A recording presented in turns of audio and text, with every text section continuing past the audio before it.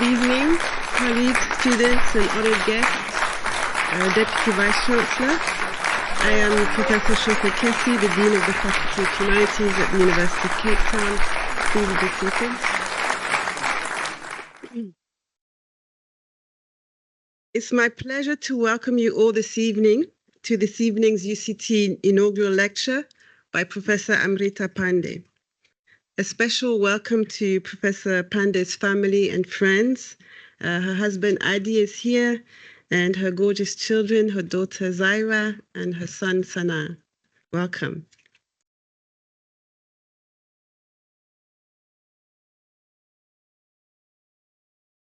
I bring warm greetings on behalf of our Vice-Chancellor, Professor Musa Moshabela, who could not make it to this lecture due to other equally pressing university business. This evening, we gather to celebrate a significant milestone in Professor Pande's academic journey and to honor the spirit of inquiry and creativity that defines UCT. Inaugural lectures are one of the most meaningful academic traditions at UCT. The lectures in this series are both a public celebration and a scholarly statement, a moment where a new professor shares the insights, questions, and challenges that have shaped their intellectual path.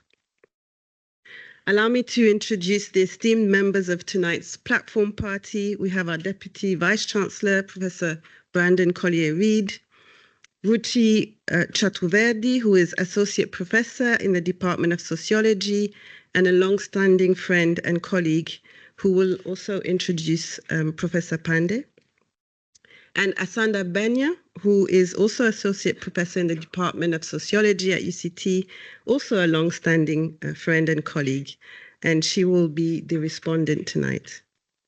And following the presentations, I will give a vote of thanks. Each inaugural lecture is unique, but they all share a common thread, a commitment to knowledge that speaks to the world we live in and the world we are trying to build. In that sense, this evening's lecture is exemplary of UCT, rigorous, thought-provoking, and deeply engaged with questions that matter. Professor Pande's lecture, White Eggs, Black Wombs, Staging the Baby Business, takes us into a complex global space where bodies, economies, and technologies intersect.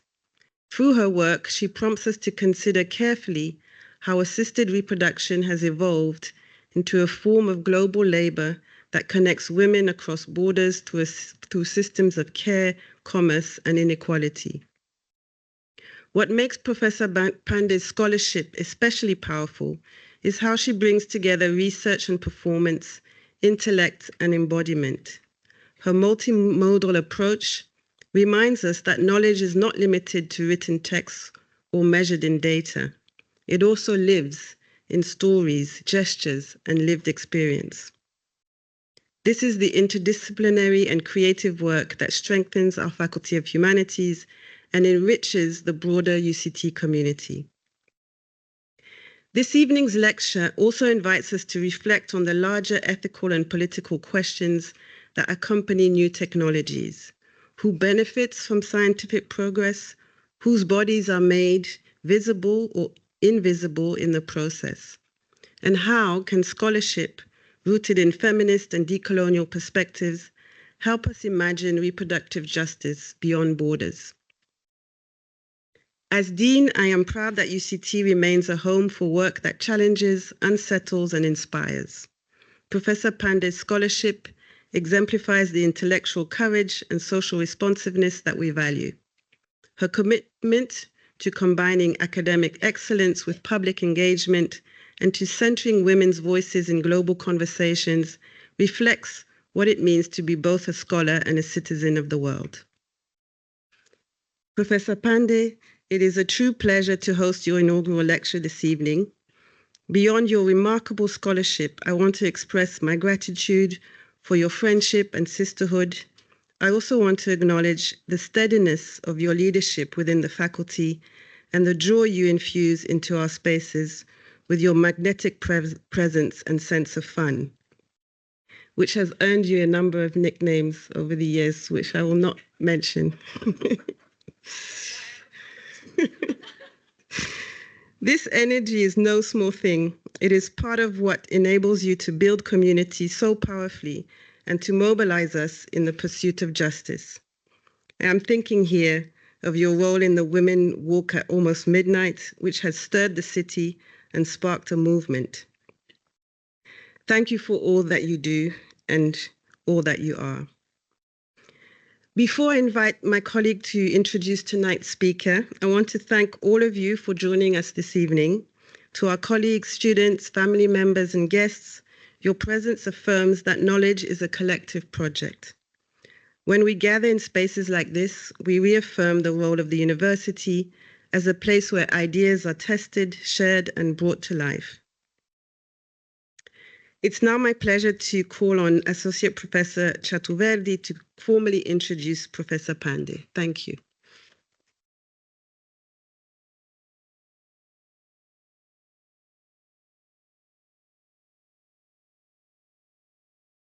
Thanks a lot, Professor Kessie.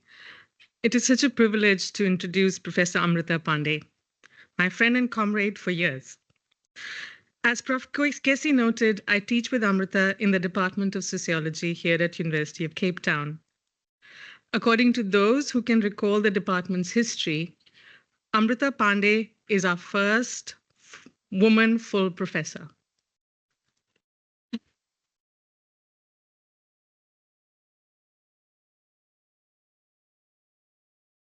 And I am admittedly bursting with pride and joy as I introduce her.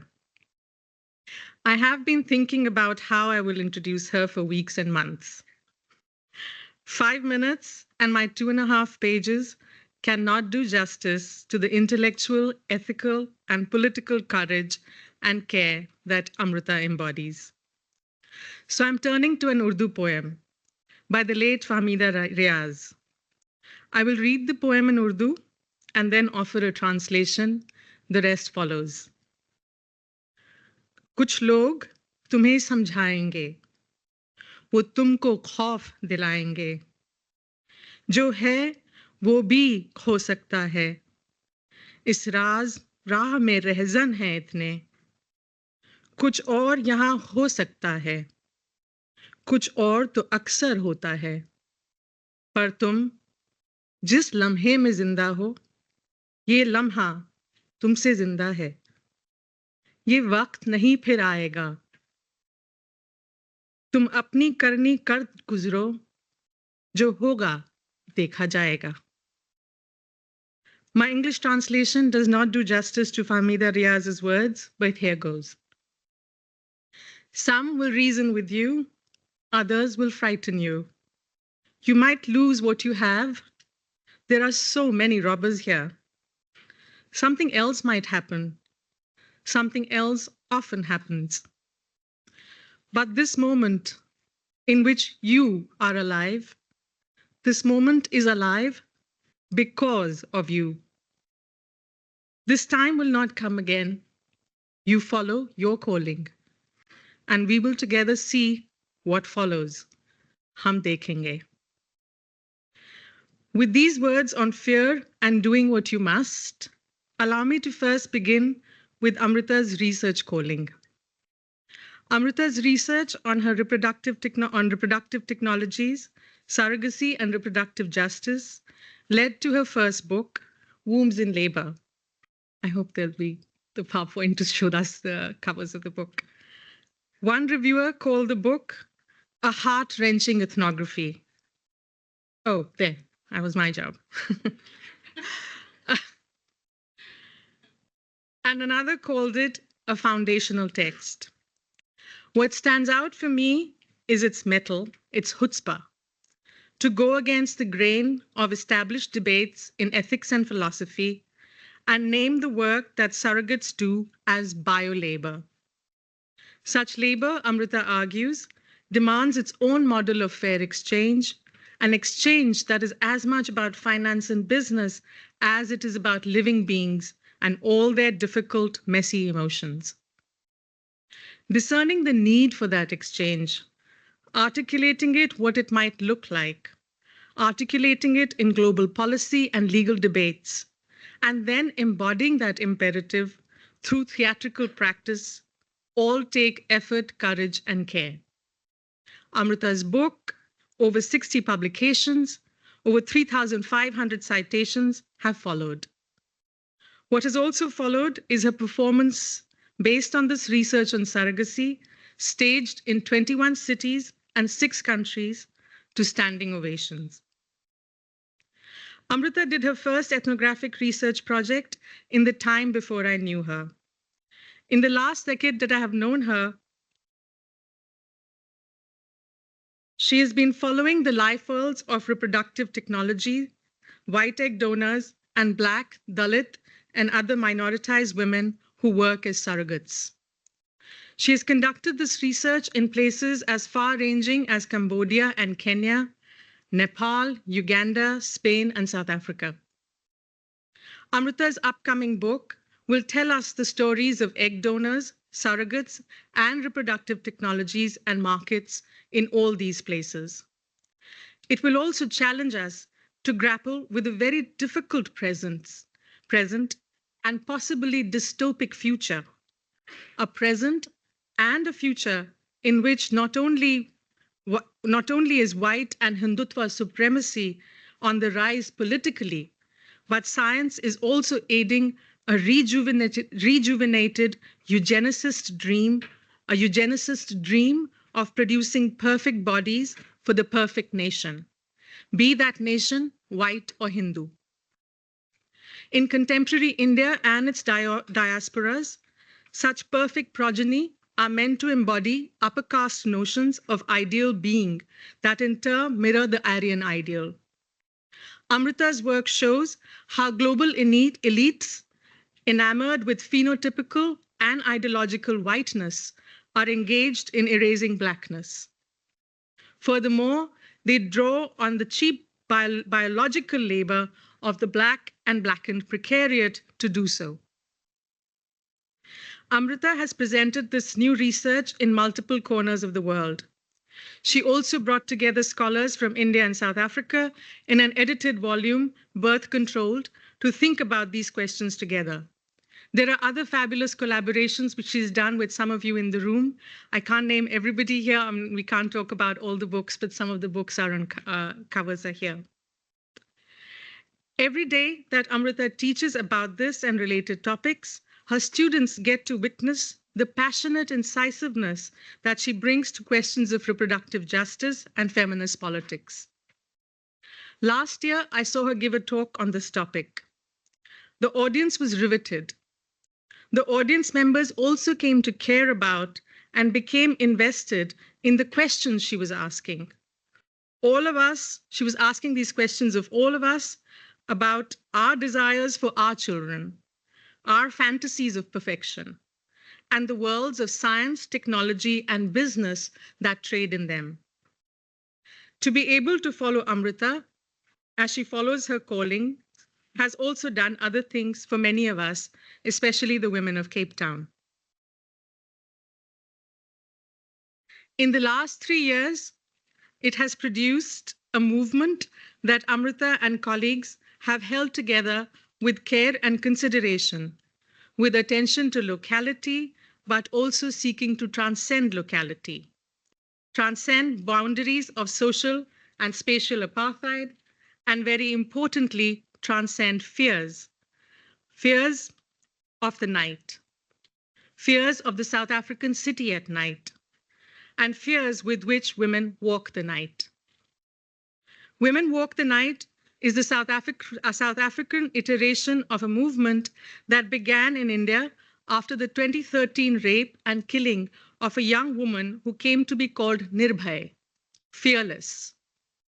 Amrita has brought and fostered fearlessness among so many women of Cape Town. And for that and much more, we are deeply grateful.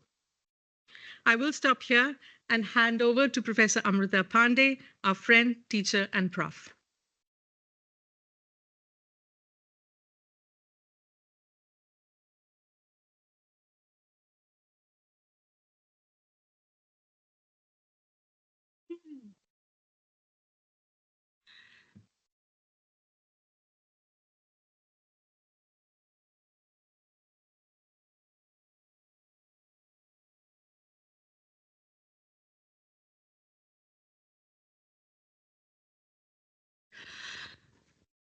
Thank you for those introductions. Thank you, Shose. And thank you, Ruchi. But you're not supposed to make me cry just when I'm about to play. But you always do. So we live with that. And thank you, my Cape Town family. I didn't know there are so many of you. Okay, so for my plan today is rather ambitious and unusual. So we need all the time we have. So the plan today is that I'm not just going to talk to you about my academic journey, but take you with me, at least for part of it, into the global fertility world, the world that I have been inhabiting for the past 20 years.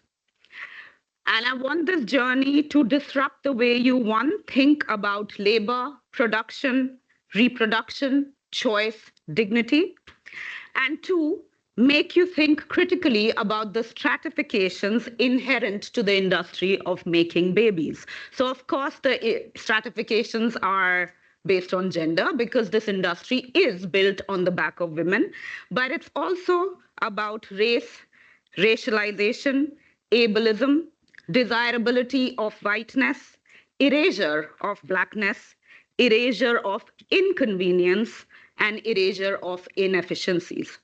But first, the nuts and bolts. What do I mean by the global fertility industry? So, with the growth in assisted reproductive technologies, the assumption that conception is about one man, one woman, and sexual intercourse. I see lots of kids up front, so I shall look at you when I say that, has been completely disrupted. The making of the baby has become an enterprise with a market for almost every possible related service. And in the past decade, this industry has taken a global or a southern turn, partly because of cost considerations. It's cheaper than in the US to go to the south, but also because of restrictive laws in certain parts of the world. So patients, clients, or what we call intended parents now travel all across the globe, across borders, across continents, to get a genetically related baby or a baby custom made to their preferences. The task of reproducing a baby is divided into neat segments, which can be outsourced to various service providers in different parts of the world. So it's possible that the egg provider comes from, say, South Africa, white South Africa. The embryo is made in another part of the world.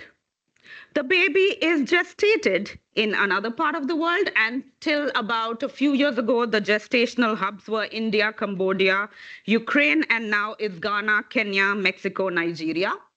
And finally, the baby is transported back to its intended home and intended parents in the United States, in Europe, in Israel, in China. So the industry connects not just a baby with its intended parents, but also fertility professionals, brokers, corporations, investors, and even courier service. So the number of times that I've crossed borders with courier service brokers who carry precious gametes and embryos in cryogenic tanks, that's another very long story that I'll have to tell you some other day.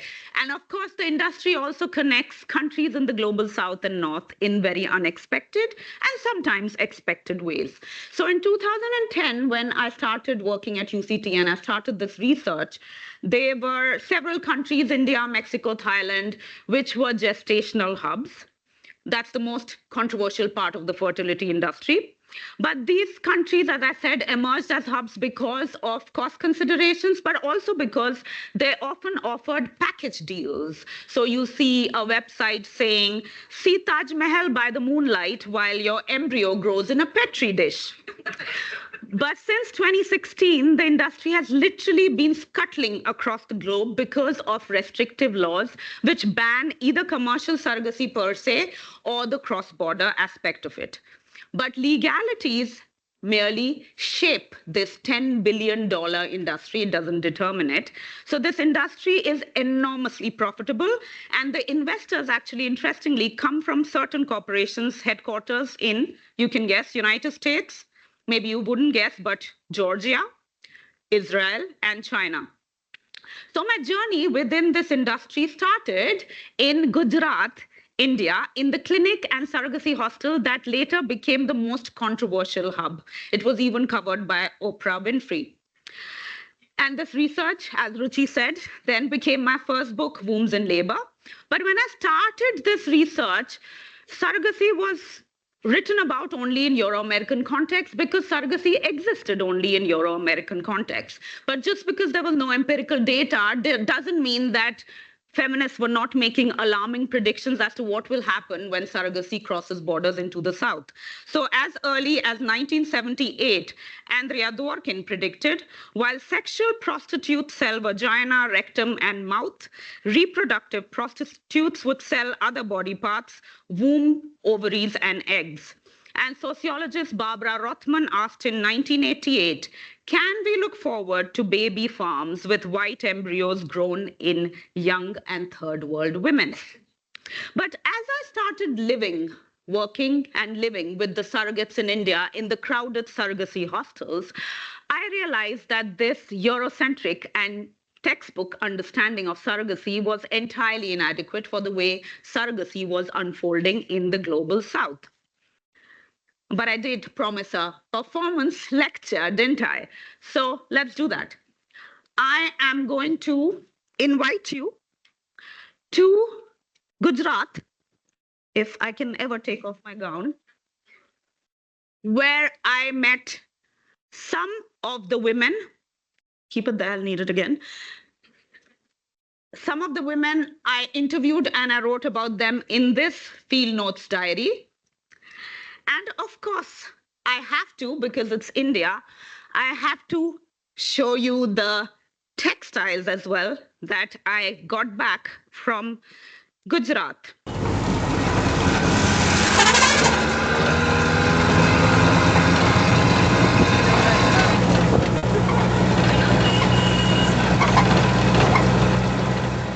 Gujarat is a state in western India with its border to Pakistan.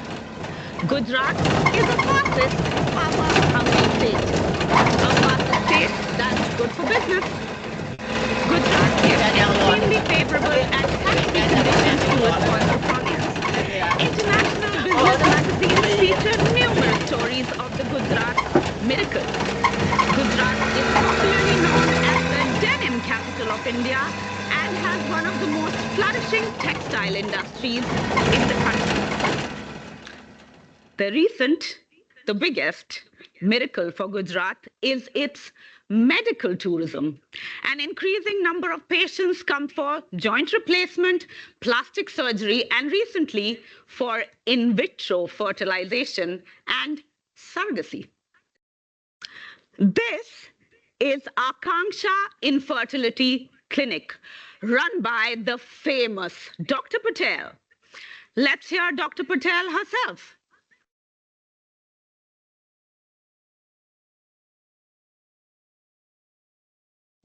Basic instinct to survive.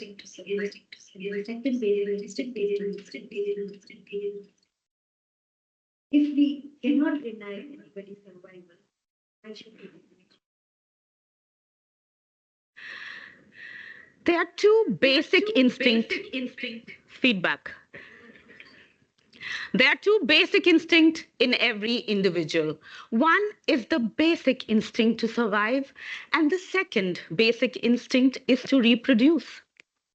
If we cannot deny anybody's survival, why deny them reproduction? Welcome. My clinic is proud to announce the birth of its 1,001st baby born out of surrogacy. I had my first successful case of surrogacy in 2004. I was contacted by a UK-based Indian couple, Mr. and Mrs. Nagle. Infertility threatened to break up their marriage and they begged me to do something. The problem was with the woman's uterus. She didn't have one, but her eggs and ovaries were perfectly functional. So I retrieved some eggs, fertilized it in a petri dish with her husband's sperm, and transferred the resulting embryo into another womb. Yes, that of the woman's mother. In February 2004, 44-year-old Mrs. Walland gave birth to her own grandchildren. Too much media hoopla and some social outrage. But grandmothers in waiting are not always a reliable option. So for my second case, an employee at my clinic volunteered to become a surrogate. Let's move into the clinic.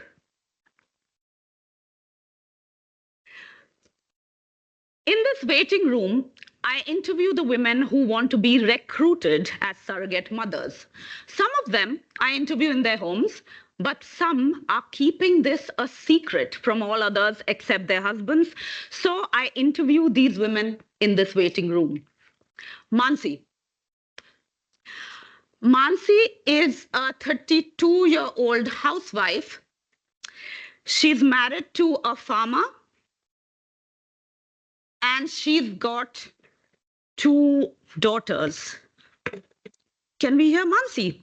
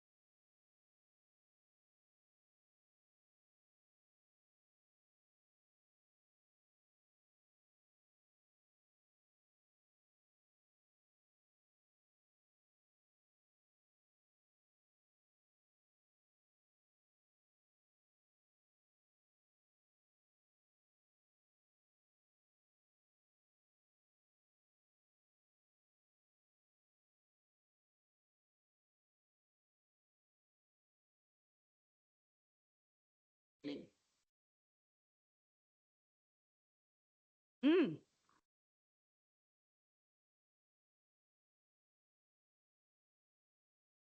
Some of the surrogates have convinced the matron to train them in the beauty business. A woman comes from the city every week and trains them in the basic eyebrow threading, henna, facials. Some of these women, after they're done with their surrogacy, want to start a beauty salon of their own. That's a skin whitening mask so that their skin can become as white as yours.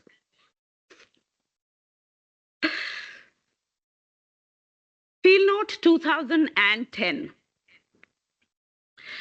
Today, the word mother worker came to my mind. The surrogates are trained similar to a factory worker to be cheap, disposable, docile, and disciplined. What if I argue that these women are workers? Workers with workers' rights. Because is there any point just constantly talking about how immoral it is that these poor brown and black women are being forced to sell their wombs? Don't we need to move on and realize that these women are workers? Workers in a rapidly growing industry. What do you think? Pooja, let's go back to Pooja. It's actually really hard to get to know from the women how much exactly they are earning. I have my questions prepared for Pooja one hot afternoon when she's resting in the courtyard with her phone. But I'll need your help to ask these questions. So one of you will have to play Amrita while I'll play Pooja. Roseanne, will you do it? So I'll let you know when I want you to start.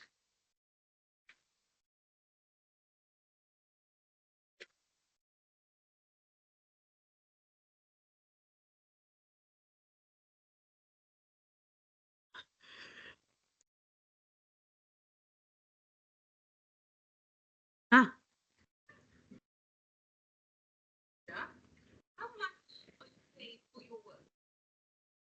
You know, if you had asked me 5 years ago whether I'd have a baby and then give it away for money, I wouldn't have just laughed at you. I would have been so offended, I would have hit you in the face.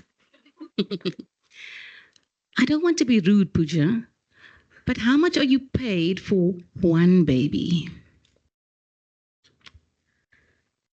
I'm basically doing this for my daughter. I want her to grow up in a nice house with running water. I understand, Pooja, but please, what will you be paid for the baby? Matron madam tells us not to be greedy and start treating this like business. It's God's gift to us, she says, which is allowing us to help our families. Arey, I get paid 4.5 to 5 lakh rupees, about 70,000 rands. But international clients pay more, 100,000 rands. And when we have twins, we get paid extra. After working for 10 to 15 hours in that textile factory, it would have taken me at least 5 years to earn the same amount of money. And Pooja, what did you do before you came here? Before I became a surrogate, I used to be an egg donor. And how much did you get for your eggs? Rand 1,000 only. Very little, I think. But you know what? A nurse at the clinic told me that white egg donors get paid much more. What, you don't believe me? White egg donors from South Africa get paid 20 times more. And that's why I tell Madam Doctor, arey, eggs should fetch a higher price. But Madam Doctor jokes with me saying, oh, Pooja, it seems like you want to start an egg donor union and you start waving the red flag at me soon. But why not? Huh? Why not? We should get paid more money for this. Huh? Kyun? Kya bolti? Yeah? We should all get paid 7 lakh rupees per baby. Increase the payment to 7 lakhs. Increase the payment to 7 lakhs. We want spicy food. We want spicy food. We want to see a movie and we want sex. We want to see a movie and we want sex. Stop killing our daughters. Stop raping our women. Equal rights for women. Equal rights for women. Equal rights for women. So that was just a teaser. If you want the rest of the performance, you must invite me. I need to.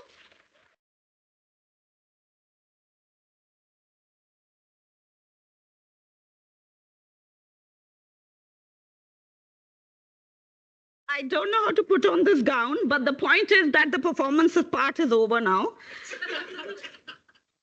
I don't like theorizing about the performance because it kind of kills the joy for me.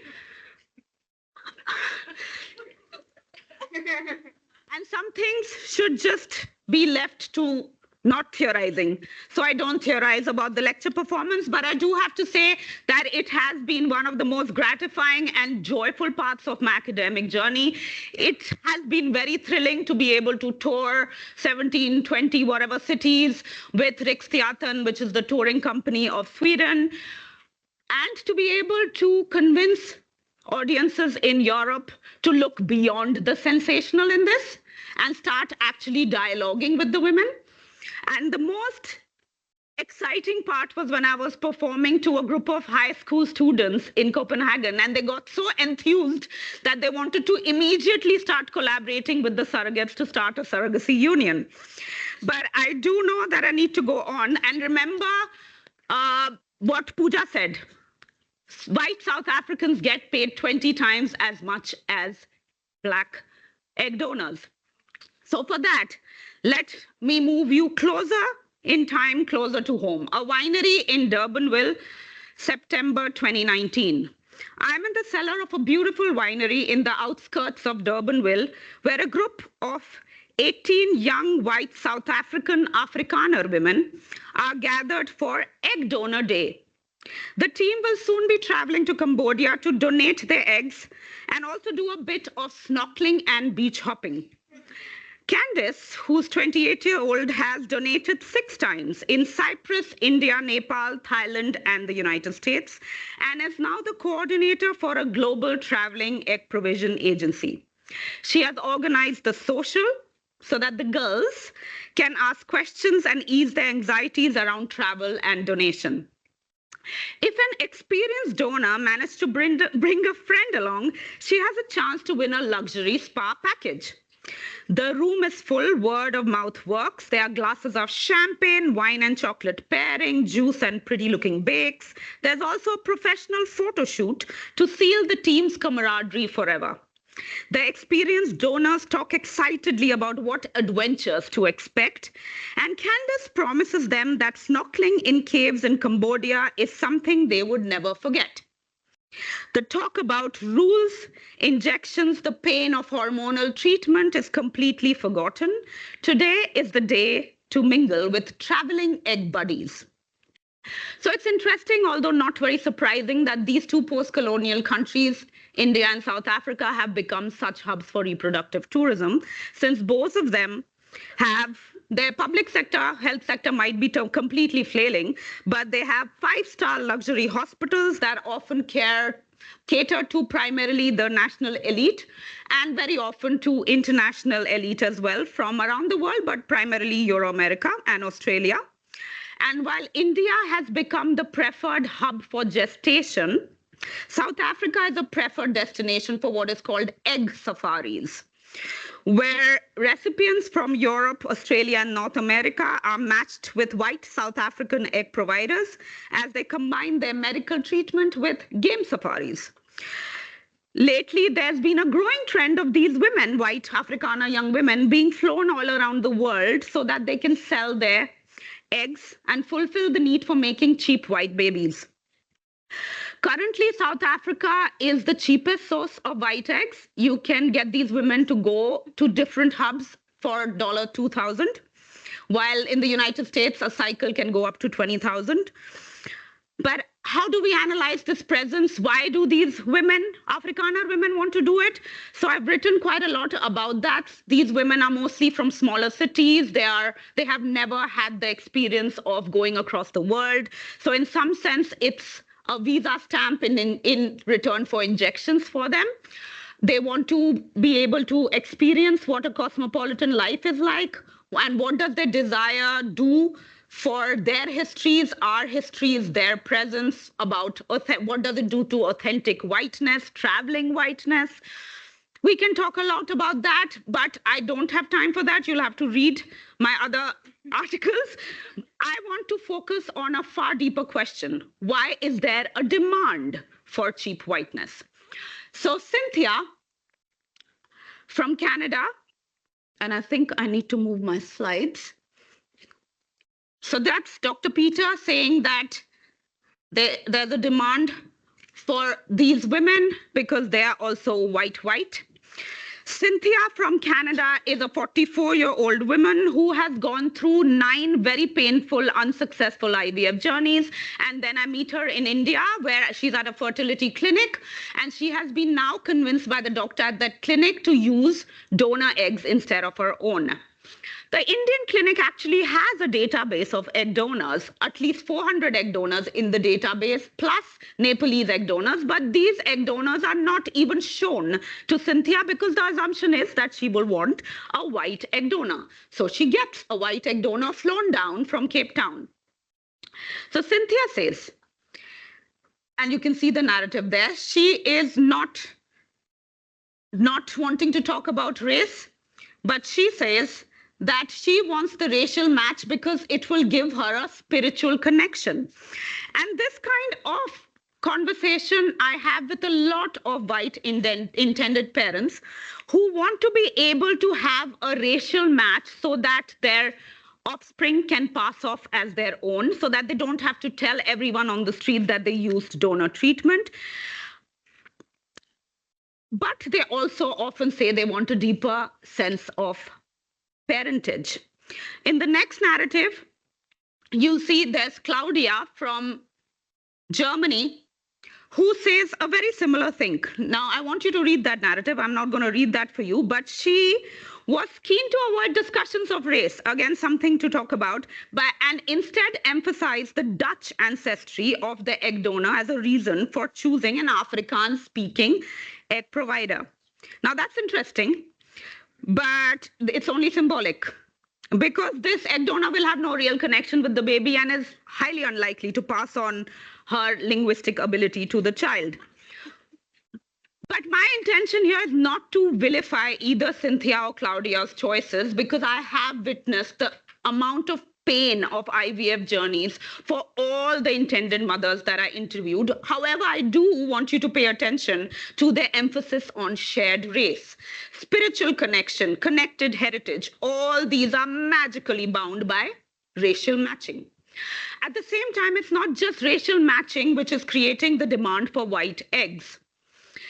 For many Asian parents, and here I'm using Asia very loosely because I've interviewed intended fathers who are either in same-sex marriages or relationships, or they are single fathers, talk about their desire for white eggs even though they don't themselves identify as white. So this is what I called strategic hybridity, mixed whiteness. So what you see up there is David, who is an intended father from Israel, and he is in a same-sex relationship with a man from Argentina.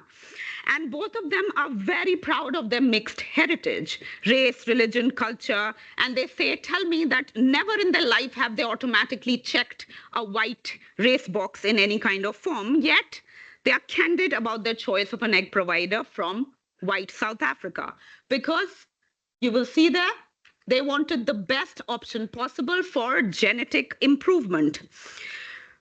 I find these kind of ideas of genetic improvement in my conversations with another group of intended fathers from China. So again, China in the fertility world, a really long story. I don't have time to tell you that. But Chinese father, I speak to Chinese intended father, Kim, and you will see what he is saying. I am looking for a white Asian-looking girl. So I go and speak to the Cambodian manager of the fertility clinic, Mia, as to what's happening with these Asians demanding white eggs. And she says, yes, many of our Asian married parents do choose from the Asian database, but every third one asks for white eggs. So what do we make of these findings? So these racialized desires, shifting notions of race and racialization is what Natalie Valdez labels improvisations of race in a rather optimistic way. The complex entanglements that are presented through these narratives, of course, cannot be diluted to a black and white binary. In the hunt for top race, for instance, Kim is not looking for racial purity. What he is looking for is the familial notion of Asian beauty mixed with the assumed universal appeal of the blue eyes and white skin. And undoubtedly, this co-creation by clinics and consumers of cosmopolitan traveling and mixed whiteness is sociologically revealing and disruptive of the way we usually think of racial purity, but its radical potential is limited. The desire for mixed race babies, for instance, never extends to black mixed race babies. What is being desired, demanded, and purchased is a specific kind of mix that allows the next generation to access their parents' class privilege, but also be technologically enhanced through a strategic hybridization with whiteness, what Sarah Ahmad calls proximity to whiteness. So whiteness may travel, adapt, mutate, but it continues to be supreme. So that was my research for the past 20 years. Lately, my interest in these reproductive or birth technologies have taken me to the other side of the coin, death, technologies of death. And it's hard not to talk about death when Gaza is just trying to rise again from its ashes. Last 2 years, we witnessed with horror and outrage Israel's use of artificial intelligence, killer drones, remote-controlled quadcopters, programmed kill lists, and targeting systems. This high-tech genocidal campaign relied on automized weaponry and programs like Lavender and Gospel, where AI-curated kill lists made it difficult to establish intent and accountability. Together, these systems generate targets and authorize bombings to kill civilians and call it collateral damage. The role of AI in unleashing this horror is, however, neither new nor limited to the battlefield.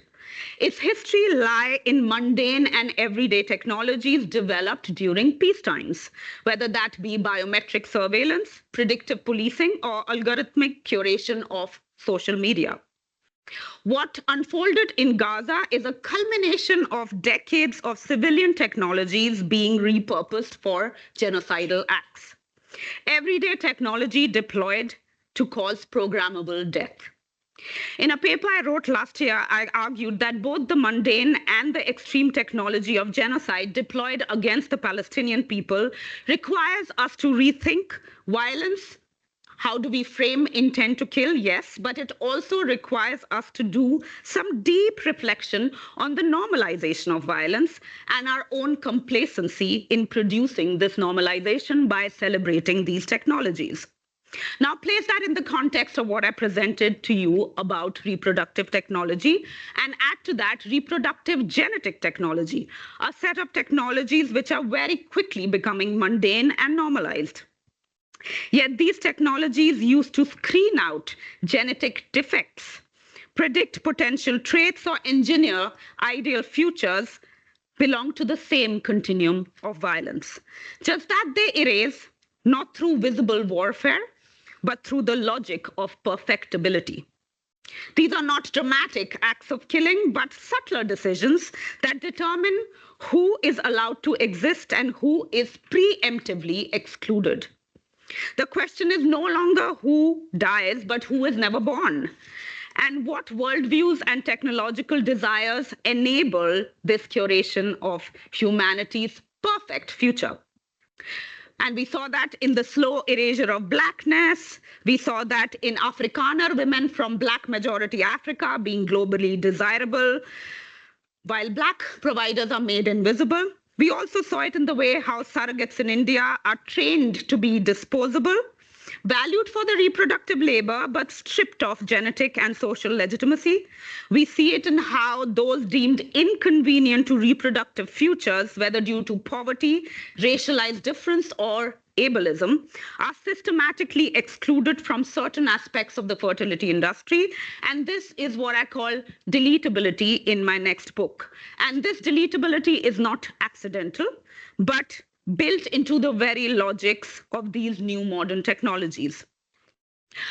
I am ending. I know this crowd here is getting a bit impatient, but I want to be clear that my critique is not directed at all forms of genetic intervention. Those designed to alleviate suffering, manage chronic illness, or provide dignity and relief for those living with debilitating conditions are technologies of care.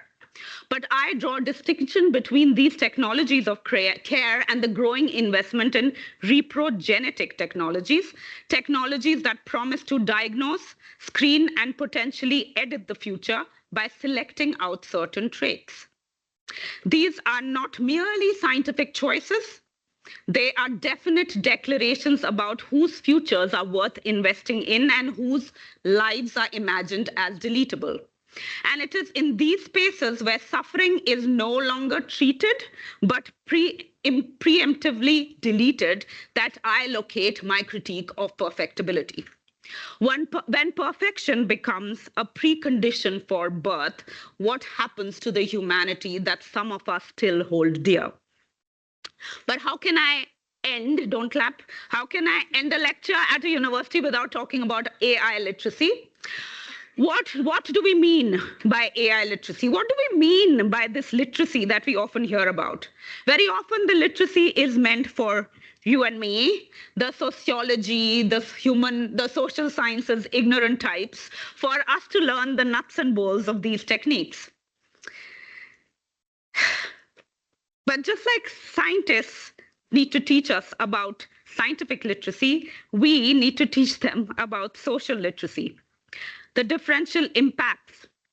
Surely those who are producing these technologies cannot be the only ones to define the risks and benefits around investing in them. But my partner, who's nodding here, Adi, told me that I should not end on such a preachy note. So I'm going to end with a slight note of optimism. What if instead of asking what these technologies can do for our Africa, we begin by dreaming, by imagining the kind of world the majority of us, not the so-called Black minority, but the true global majority, the Black and brown lives across the South, who have been historically reduced to a minority. What if we imagine that world that we want to inhabit? I call this majority imagination. To activate our majority imagination, we require a pause, a deep breath, a refusal of the enchantment of every new technology. These technologies are not magic. They are run by human labor, tangible material made and sustained by us. Majority imagination reminds us that futurity, creation of future, has never been the exclusive domain of laboratories and algorithms. It has always been cultivated in the everyday practices of those who were not meant to survive, but yet we did. And only once we learn to trust that majority imagination, then ask how this technology might serve that imagination, that futurity, rather than dictate it. Can we let that majority imagination get wings? What do you think? Thank you.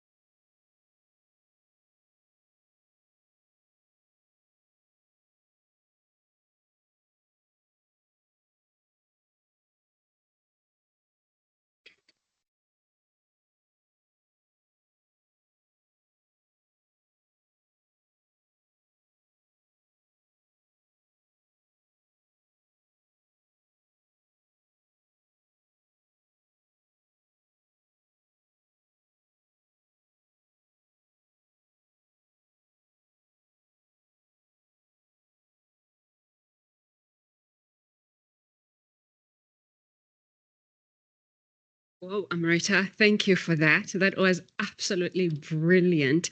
Thank you for the lecture, and thank you also for absolutely incredible performance. You've put some of us who are sociologists who know nothing about performance into shame. So thank you for that. I only have 5 minutes to respond, not to the lecture, I think, but more to Amrita's work, not as a response, but really just an elaboration on some of Amrita's contribution to scholarship. I think some people may not be aware of all of her contributions. So part of what I thought I would do is to just outline some of the things that Amrita has done in terms of scholarly contributions. What are some of the areas of work and some of the concepts that I think Amrita has not just contributed in terms of developing, but I think has really taken them forward in very interesting ways and reshaped again. So what are some of these areas of work that Professor Pande's research has redefined in sociology and in social sciences? When I read some of the work that Amrita has produced, Ruchi talked earlier about over 60 articles and several books that she has written. One of the things, and I'm going to try and keep to 5 minutes, Jose, one of the things that I think Amrita has done, you cannot, as a sociologist globally, you cannot talk about surrogacy without referring to the groundbreaking work that Amrita has done.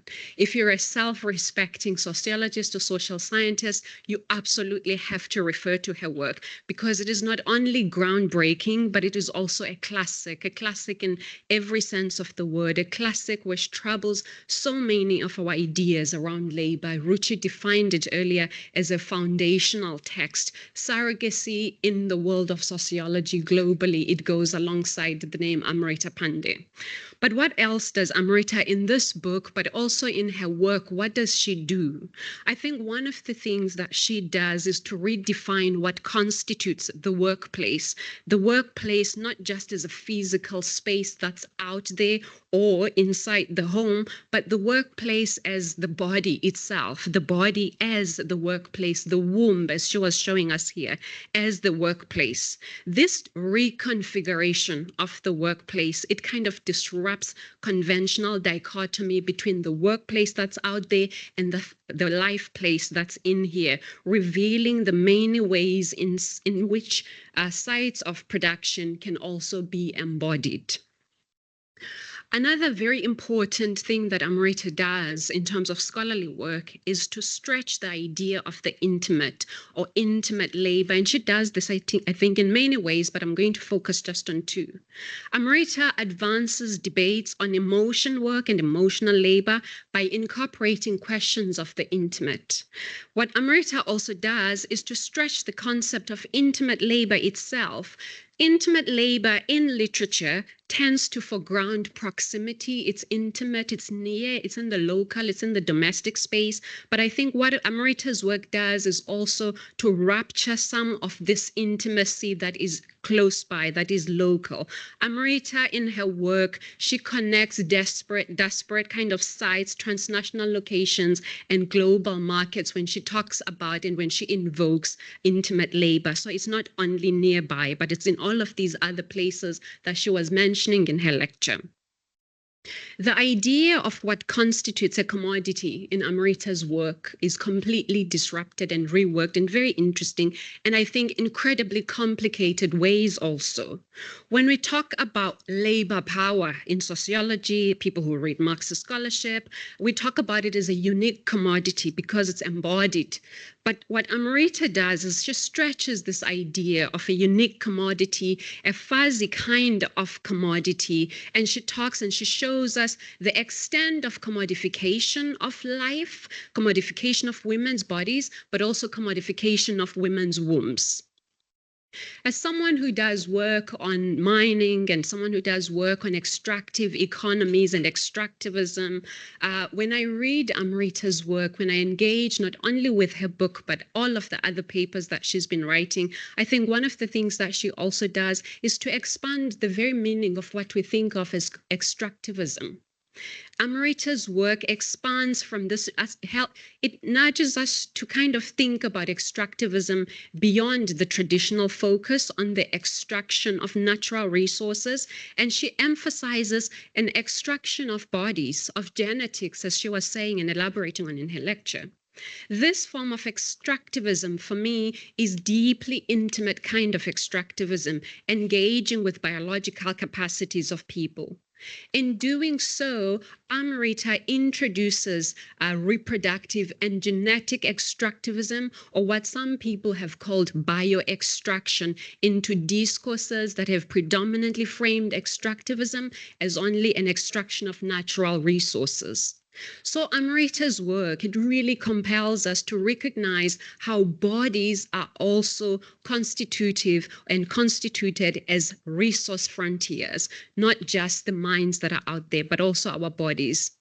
But bodies, unlike the minds, or maybe like the minds to some extent, are also exploited and ultimately discarded by neoliberal capitalism when deemed no longer useful. Another thing that I think Amrita's work does, I think there's lots of debate in the past few years around racial capitalism. And I think the work that she has been doing, while she has not touched on some of the papers here, when I read some of her papers, her work encourages us to really think critically about and examine the gender dimensions underpinning the logics of what we call racial capitalism. Rather than simply adding questions around gender to our understandings of racial capitalism, the work that Amrita does demonstrate how gender and specifically commodification of women's reproductive capacity is central to how value is ultimately created. Her work also prompts us to consider racial capitalism within the frameworks of what some scholars have called racial biocapitalism, and on inter and trans and multidisciplinarity. You cannot listen or read Amrita's work and think it's only sociology. Her work on labor, her work on globalization, on caste, on race, on feminist political economy of reproduction, on wombs and surrogacy, the implications of her work on policy and political questions, and some of the recent work that she started doing, which traverses bio and medical sociology, biopolitics, and STS, some of that work where she continues to use feminist lens and deploy her very incisive ethnographic eye. Amrita, for me, in the work that she's been doing, she truly exemplifies what transdisciplinary feminist work can look like and what critical interdisciplinarity means in practice. And on ethnography, as a fellow ethnographer, Professor Pande, her work is not only immersive. I mean, we saw the play. Her work is not just immersive, but it's multi-sited. This is a multi-sited ethnography. Any ethnographer will tell you about the difficulties of doing that. It's also mobile. What is also very interesting is that it's transnational in scope. It's not located only in India. It moves between multiple sites. In other words, she does really complex ethnography that traverses the local and the global, revealing intricacies and entanglements between these multiple spaces. This local global ethnography that she does, I think for me, in many ways, it has expanded our methodological imagination. Finally, on methodological innovation and imagination, beyond the global deployment of ethnography, I think Amrita also, as she has beautifully demonstrated, she integrates performance studies into her work.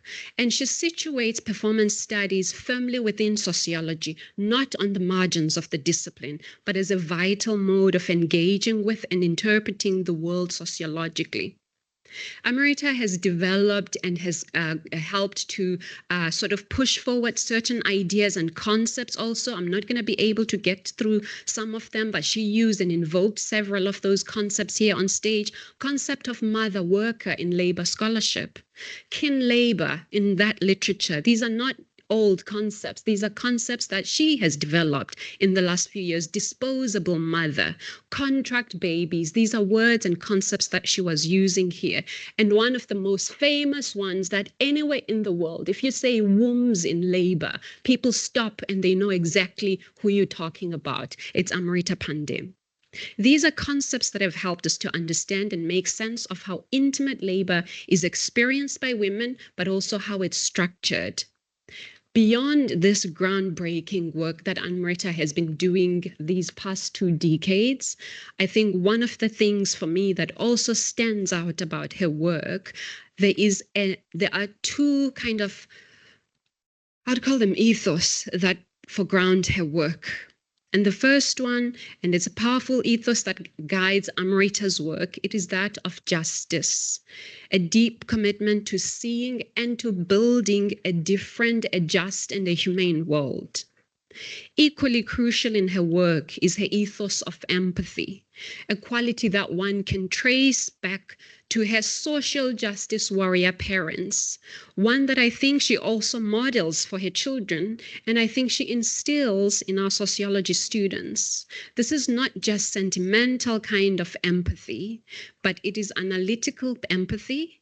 It is empathy that's theoretically grounded, an empathy that also fosters a sociology that listens, a sociology that feels, a sociology that acts also. And I think the last part of your lecture also speaks to that sociology that has to act even in the face of a genocide. Amrita, your work truly speaks for itself. For us as sociologists, and I think I speak for social scientists, it is a rich wellspring of critical, incredible ideas, ideas of compassion also, and transformative ideas, but also committed ideas, ideas that are committed to justice. Congratulations on your full professorship 3 years later.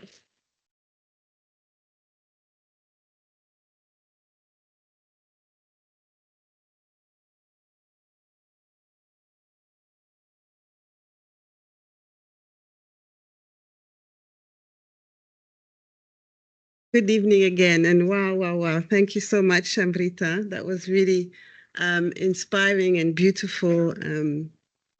Thank you for showing us how we can bring our data to life. It was very powerful. I think you've set the bar for our inaugurals going forward.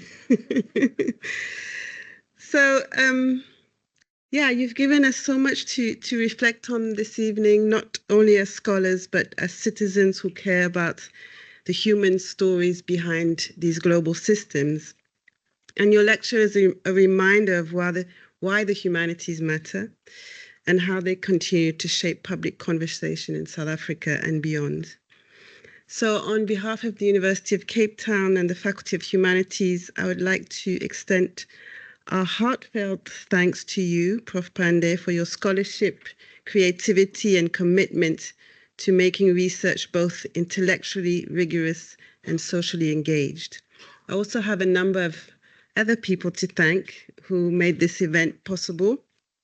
Our organizing teams for their careful coordination, and I want to say special thank you to Morongwa, who's our communications and marketing manager, the colleagues and students who supported Professor Pande's journey to this milestone, everyone here of you who came to join and celebrate with us, and a special thank you to Adi and Zaira and Sana. Thank you for sharing Amrita with us over many years. Moments like this remind us that academic work thrives in community. Your presence here affirms the collective spirit that sustains our university. And so as we close, I would like to invite you to join us for some refreshments outside in the lobby where we can continue to engage with Amrita. But before that, can we please give her one more round of applause?